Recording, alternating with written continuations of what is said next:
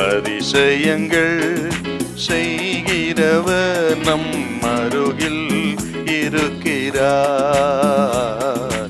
அற்புதங்கள் செய்கிறவர் என்றும் நமக்குள் வசிக்கிறார். லூக்கா 15:12.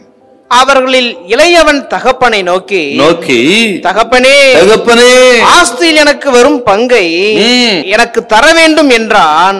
அந்தப்படி அவன் அவர்களுக்கு தன் ஆஸ்தியை பங்கிட்டு கொடுத்தான். தகப்பனே, ஆஸ்தியில் எனக்கு வர வேண்டிய பங்கு எனக்கு நீர் தர வேண்டும் என்று கேட்டார். இவன் விருப்பம் என்னன்னு கேட்டா, தூர தேசத்துக்கு போய் அங்கே மனம் போல வாழ வேண்டும். அதுதான் ஆசை. அவன் ஏதோ இப்பதான் தூரதேசத்துக்கு போனான்னு இல்ல, அவன் இருதயம் எப்பொழுதோ தூரதேசத்துக்கு போய்விட்டது.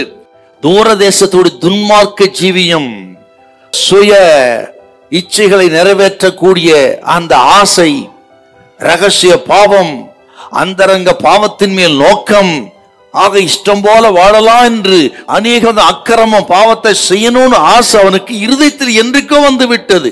அது ரகசியமாக அவனுக்குள்ள குடியிருந்தது. நாள்தோறும் இருதயத்திலே ரகசியமாக பாவ சந்தோஷம் அனுபவித்தவன் இப்போ கேட்கிறாங்க, எனக்கு பங்கை தர வேண்டும், நான் தூரதேசத்துக்கு போவேன் என்று. அருமையானவர்களே, நமது சிந்தனையில அந்த ரகசிய பாவங்கிறது, கற்பனையில் பாவங்கிறது ரொம்ப மோசமானது. எப்போ உங்க சிந்தை ரொம்ப கவனமா இருக்கணும். இவனுக்கு தகப்பன் வீட்டுல திருப்தி இல்லைங்க. ஆகவே தான் தூரதேசத்தின் மேல் அவனுக்கு ஆசை வந்து விட்டது. தகப்பன் வீட்டிலே தகப்பன் வைத்திருக்கிற சகல நன்மைகள் ஆசீர்வாதத்து மேல இவனுக்கு நாட்டம் கிடையாது. இன்னைக்கு நான் சொல்லுகிறேன், ஒரு மனிதனுக்கு கத்திரி பிள்ளைகளுக்கு தகப்பன் வீட்டிலே திருப்தி இல்லை என்றால் உலகத்தில் எங்க போனாலும் திருப்தி இருக்காது. ஆகவே கர்த்தர் வைத்த ஸ்தானத்தில் திருப்தியாருங்க. கர்த்தர் கொடுத்த ஆசீர்வாதத்தில், அது எதுவா இருக்கட்டுங்க, அது சிறியதோ பெரியதோ, கர்த்தர் கொடுத்த ஆசீர்வாதத்துல திருப்தியாருங்க. கர்த்தர் கொடுத்த புருஷன், கர்த்தர் கொடுத்த மனைவி, கர்த்தர் கொடுத்த பிள்ளைகள், கர்த்தர் கொடுத்த வேலை, எது கர்த்தர் வைத்த கர்த்தர் கொடுத்த ஆசீர்வாதம் திருப்தியா இருங்க.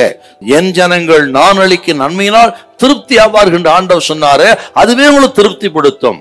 இல்லாத பட்சத்துல தூர தேசம் எவ்வளவுதான் உங்களுக்கு கொடுத்தாலும் சரி திருப்தி இருக்காது. அதுக்கு ஒரு நல்ல உதாரணம் இன்னைக்கு ஆண்டவர் சொல்லுகிறா. சில குடும்பங்களிலே வறுமை இருக்கலாம், போராட்டம் இருக்கலாம், தேவைகள் அதிகமா இருக்கலாம். ஆகவே முறுமுறுத்து கர்த்தரை வேதனைப்படுத்தாதீங்க, மனஸ்தாபப்படுத்தாதீங்க. எந்த நிலைமையிலும் மனரமியமா இருக்க கற்றுக்கொண்டேன். பவுல் சொல்றாருல்ல, எந்த நிலைமையிலும் மனரமியமா இருங்க, இழந்ததை திரும்ப கொடுப்பார், கர்த்தர் உங்களை கனம் பண்ணுவா, இருக்கிறதுல திருப்தியா இருக்க கர்த்தர் உங்களுக்கு உதவி செய்வார். அல்லேலூயா, அல்லேலூயா.